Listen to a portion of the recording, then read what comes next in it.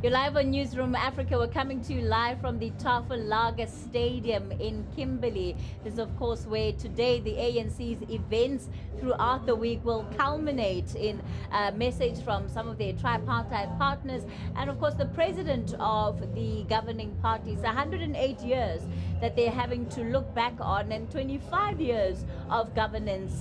This is in a pro-democratic South Africa. So how have they fared, and what is the incumbent President Cyril Ramaphosa, what are some of the challenges that he is facing, and not just in terms of moving the country forward, but also within his own organization? Of course, many analysts have been speaking about the extent to which Ramaphosa may be constrained by certain factors in his own organization. And of course, it all comes down to the balance of forces. We're with the chair of the ANC, Gwede Mantashe, and political analyst Lukwana Mnguni.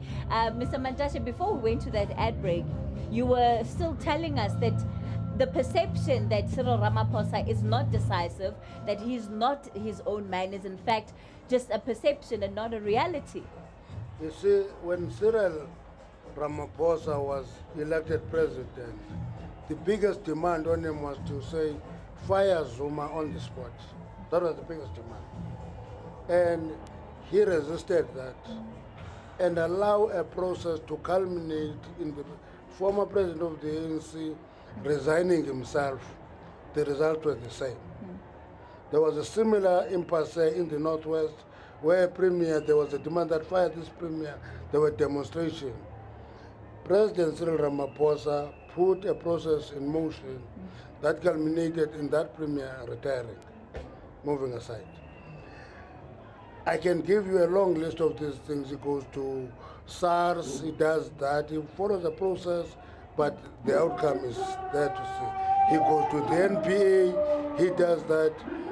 What people in South Africa normally do, if they want something now, they want the president to take that decision on his hoof, and it's a bad practice. Let me tell you, last night, the chairperson of the board of ESCOM resigned. He resigns because a process is putting pressure on him, and he resigns in himself. And I can tell you with my eyes closed that there will be a number of board members who say, it is not worth sitting here, we're going. It will not be a question of a president who dictatorially go and fire all of them. The process will put pressure on them. For example, the whole question of there will be no load shedding on this and that. Actually, the message is clear.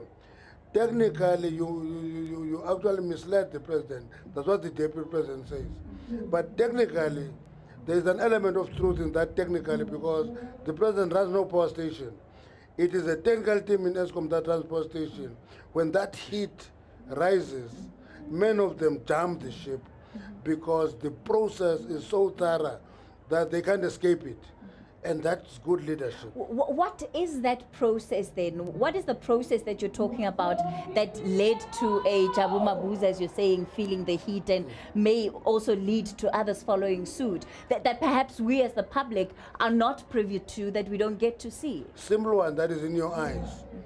There will be no load shedding between the 20th of December and the 13th of January, and there's load shedding. And the question is, go back to them and say, but technically you said there will be no load shedding. Why is there load shedding? What is it that you couldn't predict technically with your team board? And they can't explain that. That is a pressure point. But you process that pressure point such that it is raising the heat, rather than calling a press conference to say, you're all fired. You don't do that. You do it systematically, you follow a process, and I regard that as good leadership. Do you think that the president, even judging by what he said last night at the gala dinner, in many ways agrees with what David Mabuza said when he said he was misled by the ESCOM board? No. The issue is, you can look at it from various angles. The reality of the matter is that the president doesn't run ESCOM technically. He couldn't just say there will be no load shedding. Unless he thought it's God. There will be light, then there's light, it's a day. There will be darkness, it's dark, and then it's night. The president doesn't work that way. The president depends on the technical information provided to him.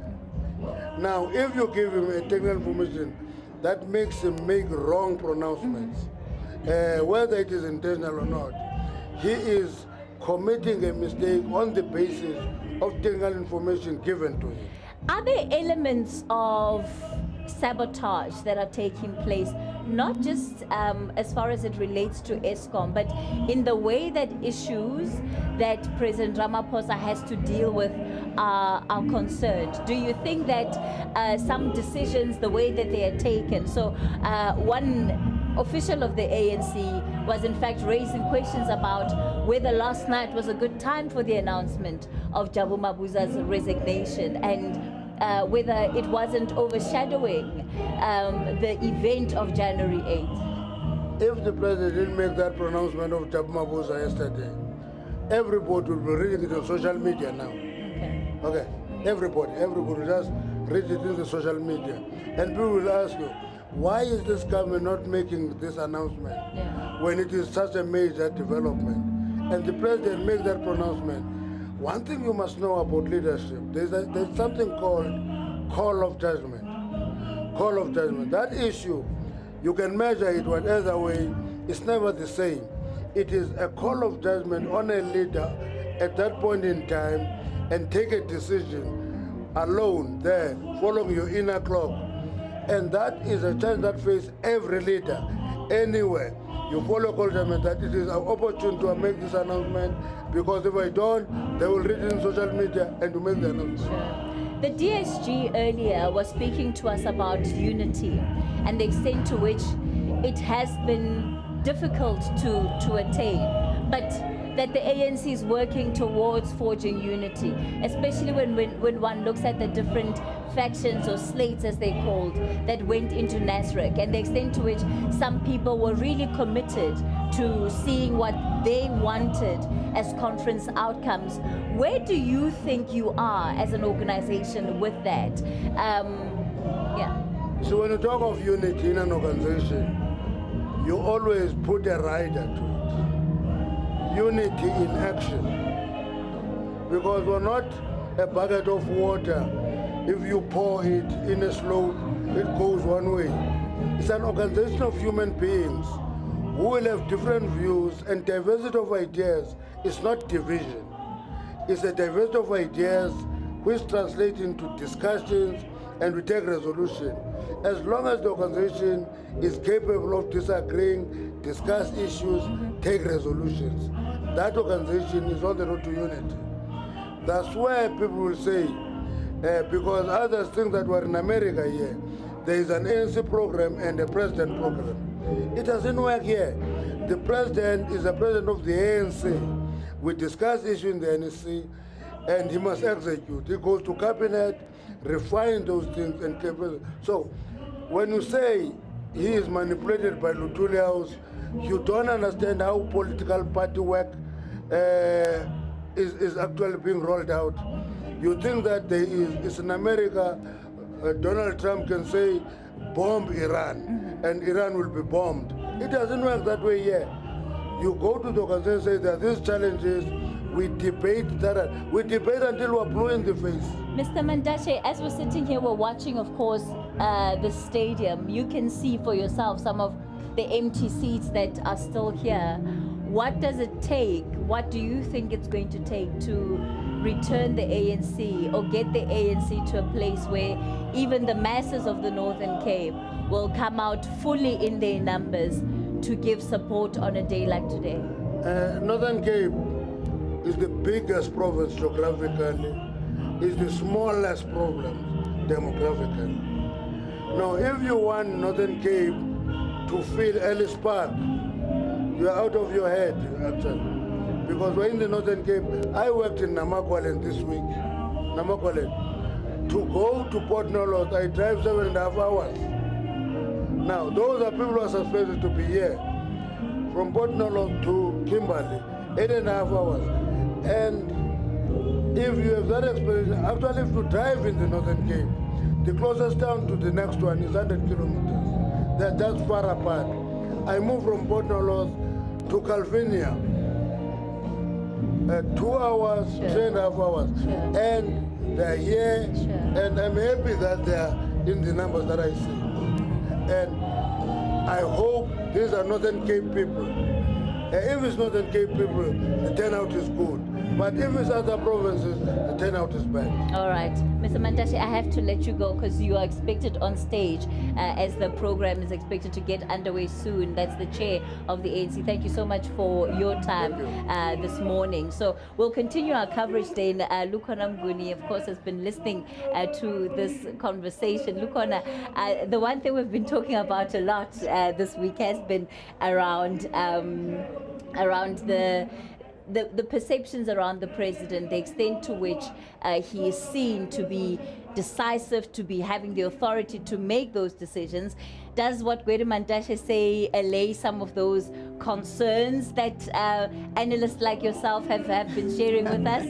I don't think it goes far enough. I mean, he talks about presidents having different styles of leadership, and that's correct.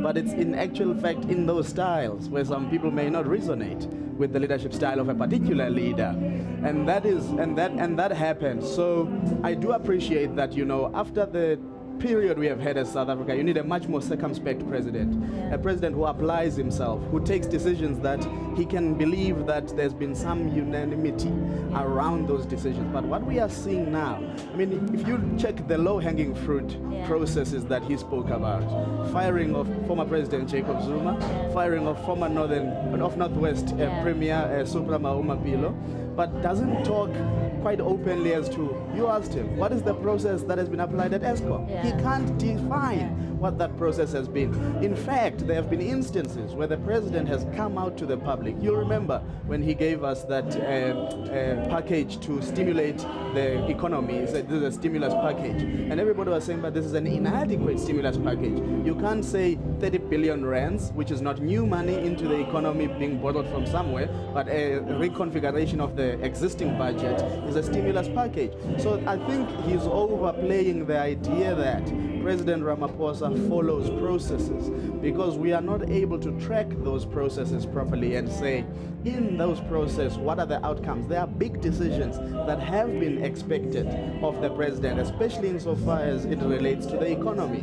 With ESCOM, you would know, which is a cardinal pillar of the economy, you would have thought by now, with all the insight he might have developed ever since 2014, December, when he was assigned to ESCOM by then President Zuma, he would have tinkered much more than let the board on its own. Because the problem, Cathy, with hoping that a pressure process will ignite some people into action, as Mantashe says about Mabuza, conscience to act. Therefore, if they don't act, you are paralyzed as the president because you are open to process.